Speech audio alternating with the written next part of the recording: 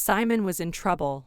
The man who had been chasing him turned out to be a common mugger who had spotted the rich newcomer as a gawker in town. And now Simon felt very sorry for letting his father down.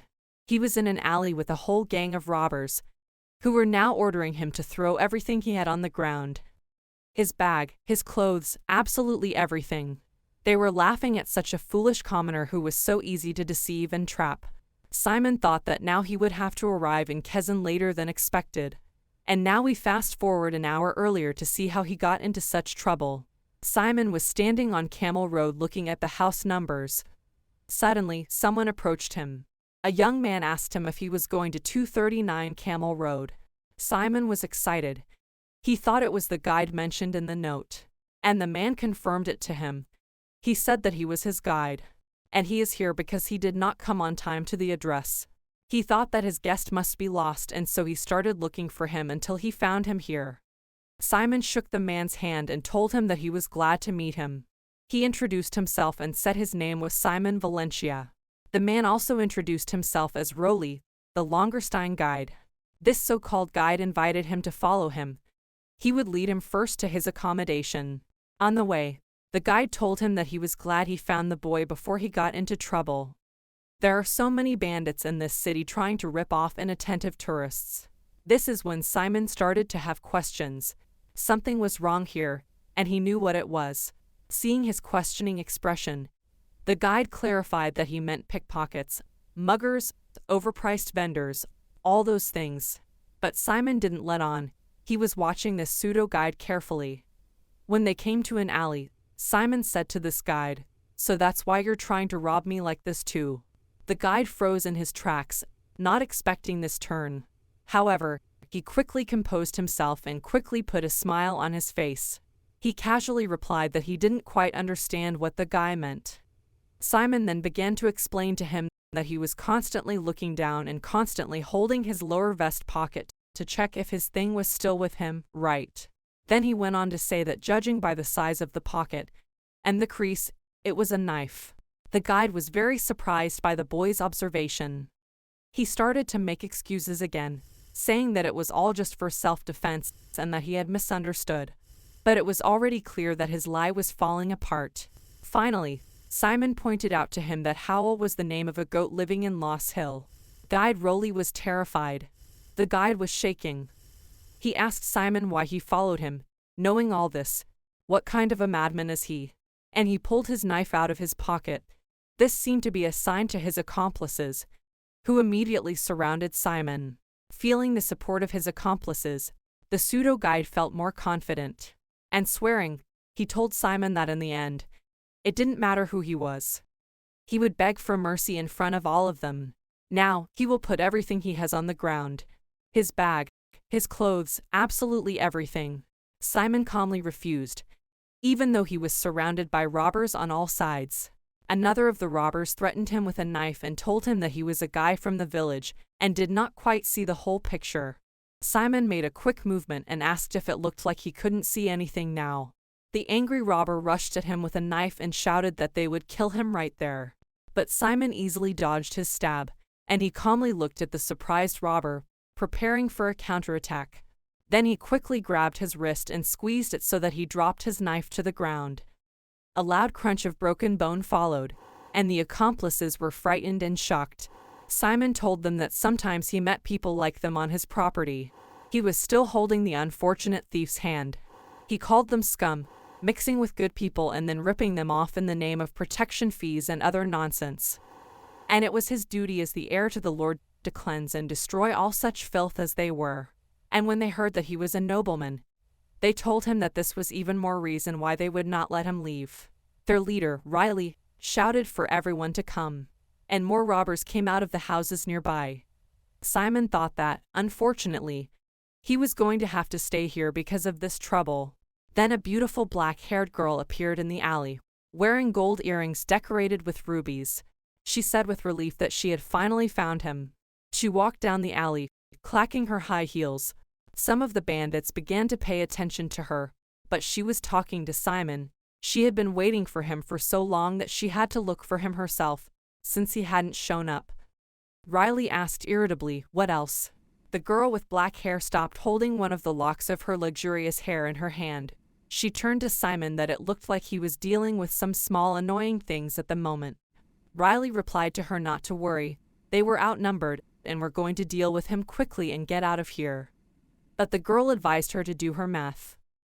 The wall of one of the houses nearby cracked and began to fall apart, scattering debris. With noise and cracking, bones began to break through the wall of stone and wood. The girl asked if they knew that this building was a skeleton shop. Dozens of skeletons began to emerge from the gap in the wall, banging their bones. The frightened bandits only managed to shout that it was a necromancer. But it was too late. One word from the girl and all the skeletons attacked the robbers. None of them could escape. They did not know mercy and did not pay any attention to the screams of these poor idiots. Riley was speechless at the sight of the skeleton.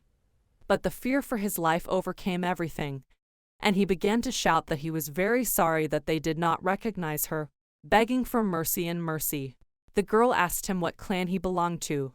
Riley replied that they were from the Kaizen clan.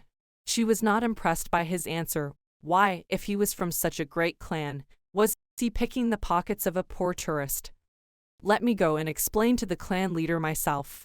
And then she ordered the skeleton holding him to put his head on the ground with both his hands behind his back, and then make him crawl on his face all the way to the city guard headquarters, where he would have to confess to them and turn himself in. Riley was still begging for mercy. The girl quietly whispered to him that she did not know what mercy was. Then, furiously, she asked if it was an order to her. Then she calmed down a bit and told everyone present that if he did something differently than she told him, or if his face was not wiped enough, she would know. And then his entire clan would be wiped off the face of the planet in the name of Kizen. The bandit asked for nothing more, only that he was sorry and would remember her words forever. Simon just watched this performance from behind the girl's back. When the skeletons dragged the robbers away, the girl turned to him and said that he must be Simon Phalanxa, right? He answered in the affirmative and immediately thanked her for her help with the robbers. But he still did not know her name or who she was. To which she replied with a smile that she was his true guide. She quickly grabbed his hand and pulled him along. On the way, she told him that her mother was waiting for them. Simon did not understand what her mother had to do with it. When they arrived, her mother was not there, and the girl started looking for her. She wondered where she could have gone again, since she had been told to wait here. Then her eyes fell on an ice cream cart and a girl with white hair next to it. A scream interrupted her as she was about to take the ice cream and was covered in it. The girl with black hair was annoyed and told her that she had told her to stay here. Why didn't she listen? She started to make excuses, saying that she was waiting. But her daughter didn't stop arguing, because she was always getting lost, so she should stop going everywhere alone. She started wiping her dirty face with a handkerchief. The girl's mother kept making excuses that she only went because there was an event with free ice cream samples to try and she couldn't resist. Her daughter replied to her, what if they had lost Simon because of that? What if she hadn't found Simon first? What would have happened to them? Simon watched this family quarrel and was shocked to find out that Nephthys was the girl's mother, not her younger sister, as he had first thought. In the background, Nephthys said that she was not sorry for her behavior because everything was fine, and they had not lost the student. Then, having ended their quarrel with nothing, Nephthys finally turned her attention to Simon. She told him that he was probably tired after the trip, and she hoped he had learned something from his father. Simon replied that he had indeed learned something. And then he decided to show what he had learned and lit his midnight blue fire. The two girls stared at him in awe. Nephthys said that she had not seen such a shade of darkness for a long time. But it still had the properties of mana, because this light was swirling like a real fire, which meant that it was still in a gaseous state. She was also sure that he would learn to use his core more effectively, and they would definitely teach him that at school. So everything was fine, and there was nothing to worry about. Then, Nephthys asked her daughter Lorraine to do something for her. She asked her to be a guide for the new student, and she assured her that she believed in her. Lorraine wasn't thrilled with the idea because her mother always left her with the heavy lifting. But for Nephthys, there was no such thing as a no, so she ran off merrily with the ice cream for more ice cream. Then Lorraine finally introduced herself officially to Simon. Her name was Lorraine Arbold, and she was a student at Kaizen like him, and she unceremoniously grabbed his hand again. She asked him if he was ready to go now. When he asked her, they were going. Lorraine happily told him they were going shopping for the new semester at school. Simon, do you know what the most exciting moment of the entire school year was? Lorraine asked him. He didn't know, so he just asked what it was. She told him, it's when you buy your uniforms, notebooks, textbooks, and other supplies before you get to school. This is the most exciting moment, so he should enjoy it. So they went to the bookstore together. Lorraine asked if he wanted to get his textbooks first. There was a very large selection, so that she could help him. Simon was all for it because everything was new and different for him. At first, Lorraine threw him one book, and Simon thought it would be easy. But as soon as he picked it up, he almost dropped it. It was very heavy. He read the title on the cover. It was Introduction to Seminology by Elric Moore Trimble. As soon as he read the title, another book was already flying into his hands. A flurry of books flew at him, and he barely had time to cover himself with his hands, trying to shout to Lorraine. Simon was frightened by so many books, so he said he hoped he wouldn't have to study all these subjects in the first year. Lorraine reassured him that of course not. He has to take them all in the first semester of his first year. She told him not to be a crying baby and threw another book of toxicology at him.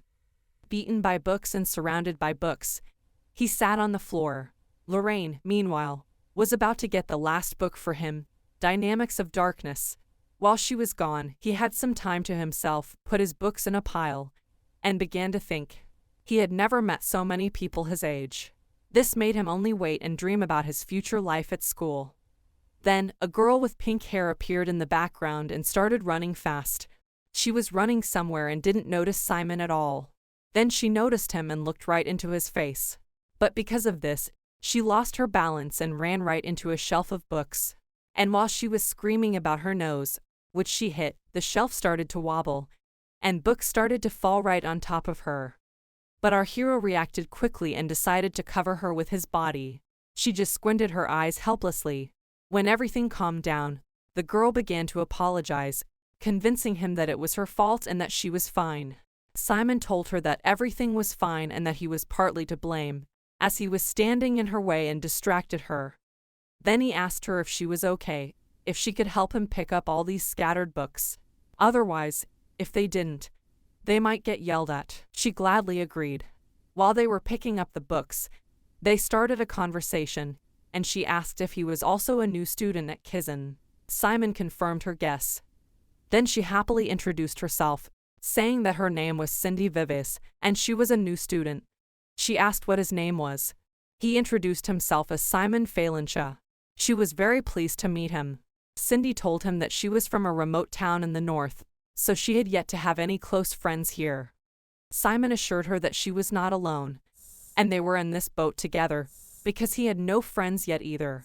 Cindy's eyes lit up. She could not believe her ears.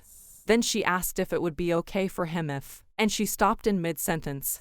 Finally, she made up her mind and asked if she could say hello to him at school. Simon happily replied that, of course, he would. He was going to ask her the same thing. When they finished putting their books away, Sandy said she had to run because her father was waiting for her. Simon assured her that he would be waiting to meet her at school. And when she was about to leave, Simon asked her to wait. He asked her if she would mind returning his wallet. She was caught and surprised, but it didn't upset her at all. Cindy began to make excuses. She thought she wouldn't get caught because she had used spiritual magic to steal the wallet. She wondered how he had noticed. Simon began to explain that he had noticed his wallet flying out of his pocket along with the books falling down. Cindy wondered how he could have just noticed that. He must be playing a trick on her. She asked if he was going to become a master in spiritualism as well. Simon replied that he hadn't decided yet. Then Cindy poked him right in the chest with her finger and assured him that she knew it. Kizen is on a whole other level. She can't believe it. Kizen must be full of kids like him. She can't wait any longer to start school. Simon, on the other hand, was worried about something else entirely. Why was she so shameless, pickpocketing and looking so cute at the same time? Cindy was jumping for joy. She was so excited about the possibility of going to school with Simon and seeing him for 3 years. She suggested that they compete to see who would be the best when the time came. And she finally gave him back his wallet. Cindy assured him that she was looking forward to seeing him at school, and that she hoped he wouldn't be a stranger when he met her there. And she just walked through the bookshelf with her magic. When Lorraine finally returned, she informed him that the store did not have an introduction to Dark Dynamics in stock right now, but as soon as it did, they would deliver it along with his other books to his dorm. Simon was completely satisfied with this option, but his mind was on something else. Lorraine also asked him who the girl was and if he had already made friends with her. Simon answered with some hesitation that he had, but Lorraine completely misunderstood his uncertainty and winked and assured him that he shouldn't be so embarrassed. He could be honest with her, and she could tell him if he liked the girl or not. Simon just thought to himself that she had almost stolen his wallet. So, he didn't show any emotion, and Lorraine lost interest in the conversation. Then Lorraine said they had to go. They had already found all the books they needed, and it was time to put them all in a bag. Simon looked at his bag and at the huge pile of books, and he had questions. Lorraine saw his look and understood. The bag he had was different. It was a different bag, a bag used by necromancers. It's called a magical inventory, and to put it in simpler terms, necromancers call it subspace. Simon was fascinated by such an amazing thing. They went to another store, where they were greeted by a nice elderly lady who probably owned the store. She knew that Lorraine had recently purchased a special bag for herself, which meant that it was time to find a bag for this gentleman. Lorraine confirmed her guess, but added that he was a beginner, so he should choose a bag with the fewest restrictions. When the saleswoman approached the display case, Lorraine read an inscription on one of the rings that were actually magic bags. You don't need walls or floors to use subspace. Often we fight on the open plain when it comes to the real battle. To which the store owner replied that she has great eyesight and taste, and if it is a special case, she can show a prototype that has yet to be released to the mass market. She would make an exception just for them. And she held out this special ring to Simon. He immediately put it on. Lorraine told him that he should feel the darkness flowing through him into this ring. Then he should feel something like a touch. And Simon felt it as if he had touched a handle or a lever. Then Lorraine told him to pull and imagine it was a lever. And when he pulled it, a huge rectangular hole appeared on the floor. The salesperson explained to them that this was the latest product from Jelena Clips, a young master craftsman of the next generation. This subspace can withstand a load of up to 40 pounds, and it can open on any surface, even on slopes and uneven surfaces. The subspace itself is enchanted with 7 spells, including level 1 preservation and temperature control. And more importantly, using this bag activates invisibility to hide your location from enemies. Lorraine asked about the function of releasing the contents, and she was told that it was also included. Simon was delighted. Lorraine asked if he liked it, and Simon said that he was thrilled. But he was curious if he could afford it. This bag must be very expensive. Lorraine didn't understand his question, maybe. She loudly asked the saleswoman, Stephanie, how much it cost. She answered 50 gold coins. Simon's jaw dropped at the price. It was the amount of Lashl's budget for several years. But Lorraine didn't seem to be embarrassed by this amount of money. She said she would take it.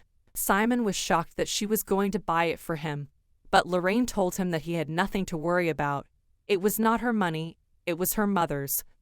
Lorraine then explained to him that she didn't know all the details, but that Nefties owed Simon's parents a lot of money.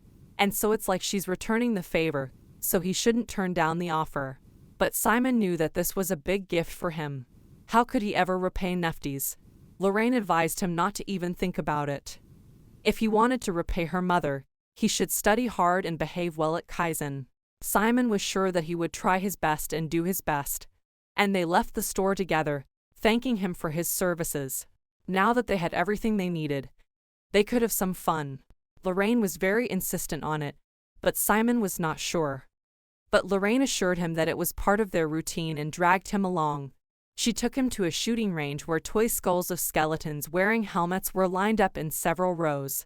Lorraine put a crossbow in Simon's hands and told him to shoot at the stuffed skulls. He started to try, and as it turned out, he was very good at it. It was evening, and as they walked up one of the streets of the city, Lorraine said it was the highest point in the city. Around them were many couples lighting flying lanterns. They also lit one and sent it flying. Lorraine said that this city is one of the most popular among tourists and is called the Square of 1,000 Lanterns. She asked him what he thought. Simon simply replied that he wondered if there were really thousands of fools here who wanted to spend 200 silver coins on a piece of flammable, oily paper. Lorraine, after this answer, said that he would be successful in Kaizen. Simon thought it was a compliment and thanked her. But it turned out that it wasn't. And Simon continued to stare at the lights in the sky, a little embarrassed. Then they went to dinner. They chose a nice place on the waterfront, and as they began to eat, Lorraine noticed something. Simon's manners were very different from hers. She asked if he really came from a noble family. Simon replied that his father was very strict about etiquette. Lorraine noticed that he had learned well from his parents. But he should know that 30% of the population of Kizen are ordinary people. Therefore, he should not show his superiority over them by using his status. She started to explain to him that in Kizen there is a strict system based on merit rather than on origin. Simon promised to remember that. Lorraine also asked him if he had any more questions since tomorrow was his first day at school. And he remembered that girl, Cindy, whom he had met in the bookstore. She said something about majors. Lorraine beamed. Majors, a tough question for a newcomer. She began to explain that he would have 9 courses in the first semester of first year, 7 majors and 2 minors. From the second semester, he will be able to choose his own electives. And when he reaches the 2nd grade, he will have to declare what specialty he chooses. He asked how the girl he was dating was doing. Lorraine said yes. Then Simon realized that this meant he had to quickly figure out what subjects he was good at and choose one of them. Lorraine supported him that he was absolutely right, and that she advised him to focus on his core courses and put all his energy into studying them. Also, students with clear strengths are more popular among students when it comes to group homework. Simon's imagination was unstoppable, and he definitely remembered this advice. Lorraine asked him if he had any ideas about what specialty he would like to choose. He replied that he was interested in a little bit. Simon was grateful to Lorraine for helping him with the bandits and was impressed with her skills. Lorraine appreciated his potential choice. She also thought that summonology was great. This science is imbued with the mood of orthodox magic. She also began to tell him about the professors at Kizen, one of whom was the legendary Professor Henpeng. Lorraine shared that she is still sometimes in awe when she meets him, as well as other famous professors. Simon was excited and wanted to meet them in person as soon as possible. Their dinner passed quickly and unnoticed behind the conversation. Lorraine took Simon to his hotel and wished him a good rest, because if he were late tomorrow and tired from walking with her today, her mother would beat her to death. Simon thanked her for the wonderful evening. He didn't think he would ever forget this day for the rest of his life. Lorraine was very happy to hear him say that. She was about to leave and say goodbye to him when she suddenly remembered something and stopped. There was actually something she had to tell him. She wasn't going to deceive him or anything, but for some reason, she hadn't found the right time to tell him that. She would also be a new student at the school. Simon was shocked and couldn't say anything. So Lorraine continued that she hoped they would be friends when they met each other at school. Simon almost lost his bag, and she definitely said goodbye to him, leaving him with a lot of unanswered questions. The next morning, Simon came to the port where their ship was supposed to be. He was amazed at how many things were around him, but most of all he was impressed by the passengers. Everyone had their own unique style. He thought that they made him seem the most ordinary person here, but when he heard that the ship to Kaizen was leaving soon, he quickly hurried to get there. Lorraine had told him yesterday that she would be taking a different route to the island, so the next time they would see each other would be at school. Simon handed his ticket to the ticket taker, and while he was checking his ticket, Simon began to look around the ship. It was big and beautiful, but it was moored with its bow to the shore, whereas they usually did the opposite. Meanwhile, the ticket taker confirmed that his ticket was fine and he could go through. Simon thanked him, but before he could get on the ship, a noise distracted him. Someone was yelling and proving to someone that something was wrong. It was another young man shouting at another ticket taker at another entrance to the ship. He was arguing that he was number 1 on the waiting list, And how could it be that no one gave him an invitation? Is this how they do things in Kaizen? The guy was very angry and started clenching his fists. He was shouting to get in touch with Casanova, because it was some mistake. Someone standing next to Simon said that this happens every year. There are always kids like this one who can't accept the results. But still, he is number 1 on the waiting list and he must be very sorry. The boy did not calm down. He shouted that he was Lucius Carroll, heir to a county in the Kingdom of Dresden. He demanded to contact the headquarters, and that was an order. The ticket taker asked him to leave because he was not on the list of accepted students. Lucius' teeth clenched at this statement. He was furious. He grabbed the poor ticket taker by the hair and was about to hit him, saying how dare he. But someone grabbed his arm. Simon smiled at him and asked him to stop. Lucius screamed, "Who is he? Let him go right now." Simon looked at him with a murderous look and squeezed his arm hard, making it crackle. Lucius screamed in pain. He turned to Simon, saying that he must be looking for an easy death if he dared to do such a thing. But someone was already rushing to them, asking what was going on. A gray-haired man in a strict suit was walking toward them, tapping his cane. It was Professor Sage. Their quarrel immediately stopped, and everyone looked at the professor. He asked Lucius if he had any last words. He quickly stood up and began to ask him to contact Nephthys urgently. The professor knew that he was first on the waiting list, but he also knew the result of his application, and that he was not selected. And the professor was about to snap his fingers with an expressionless face. And he snapped them, asking Lucius if he thought he could get away with that kind of behavior. And blood spurted from the poor fool. After that, leaving him in a pool of that they didn't have time, and all students should get on board. And then he personally addressed Simon, saying that he should also get on board. He couldn't help but agree. Professor Sage was the first to board, while the students began to whisper that it was bloody black magic. They wondered if the first graders could also take the class. Simon felt sorry for this poor proud fool. He wondered if he was still alive. Then the professor turned around, adjusting his hat, and told him not to worry, Lucius was still breathing. And when everyone got on board, the gangway creaked open by itself. All the students were on board, and the professor personally checked their presence. After that, he asked everyone to sit and not get up. The professor was preparing a spell. The students looked at him in awe. He explained that the ship might go through turbulence during the journey, so he asked them to sit until his next announcement.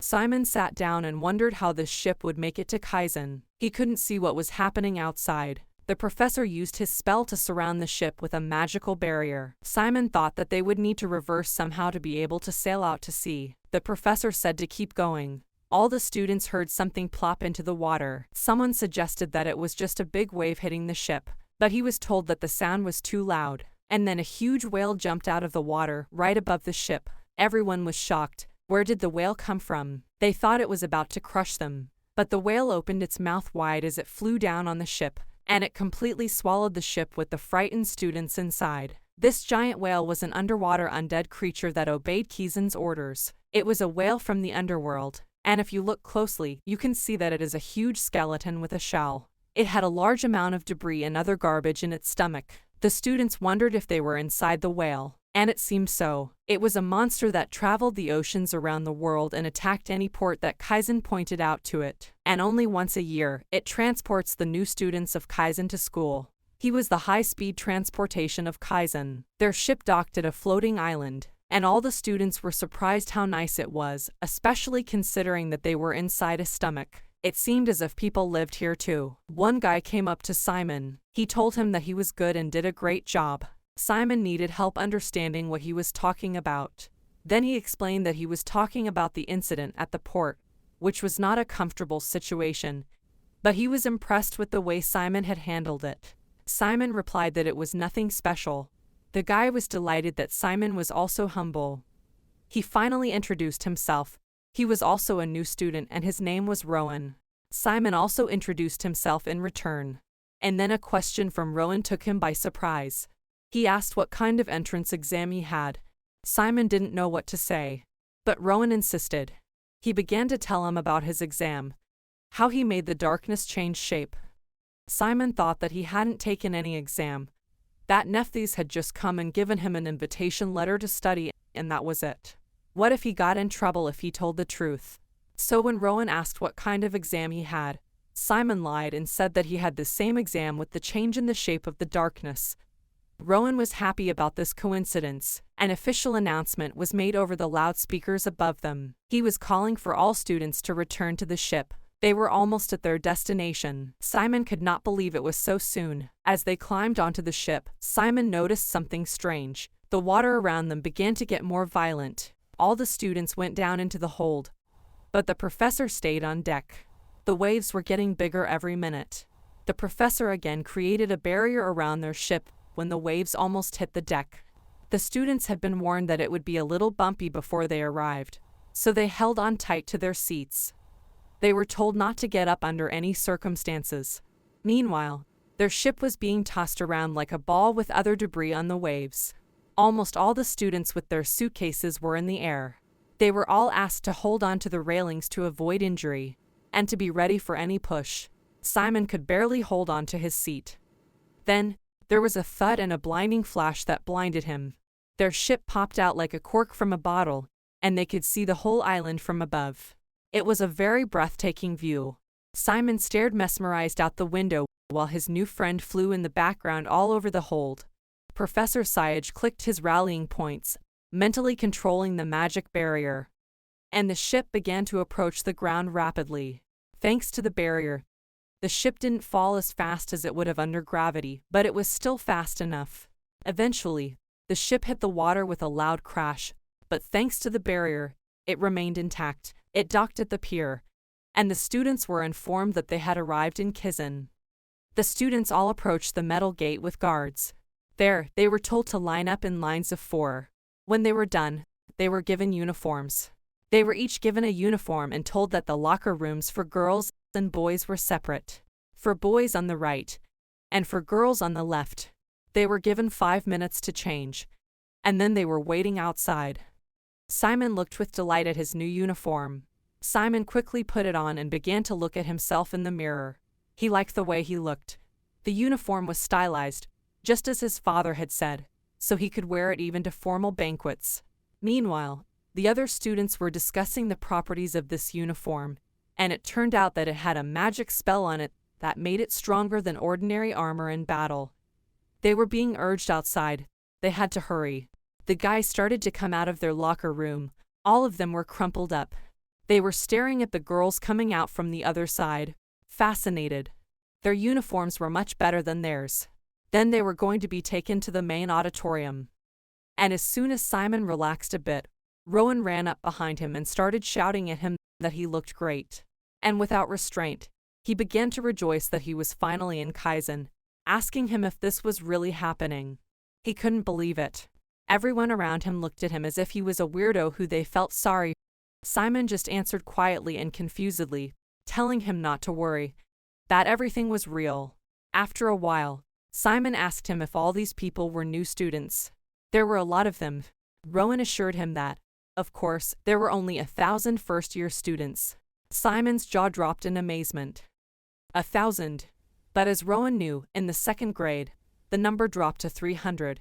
And in the 3rd grade, there were less than 150. Simon was shocked by this strict selection. For him, it meant that out of 1,000 students, only 30% of the best would be able to get into the 2nd grade. That's how fierce the competition was. And there are already several of them worth watching. For example, there is Sir Nine Dark. Rowan pointed to a beautiful girl with blonde hair. She was the official heir to the Ivory Tower. And also other rising stars, all here. There's that one, Darwin Carradine. And then there's Jay Sanders. And also, but they heard a whisper from the front row. And Simon asked, "Who is this giant guy?" He was really big. He was blocking the stage for everyone sitting behind him. But Rowan knew him, too. Chatelmer was the name of this guy. And he was a semi-giant. Most likely, he was a specialist in magic combat. No one could have beaten such a huge psycho. Then Rowan pointed him across the hall to a girl who was definitely the most capable in the entire class. It was Lorraine Arkbold. She was an acquaintance of Simon's. Everyone thought she had been admitted on a special basis because she was the only daughter of Nephthys. But Rowan had heard that she had taken the entrance exam and passed with flying colors. She wasn't listed as the first or second student to take the test, but everyone already knew she was the best student in the class. One of the teachers took the stage. He asked for the students' attention and announced the beginning of the ceremony. The professor congratulated all the new students on their enrollment. As a proud Kaizen participant, he continued his speech, inspiring students to study. And finally, he expected the students to do their best.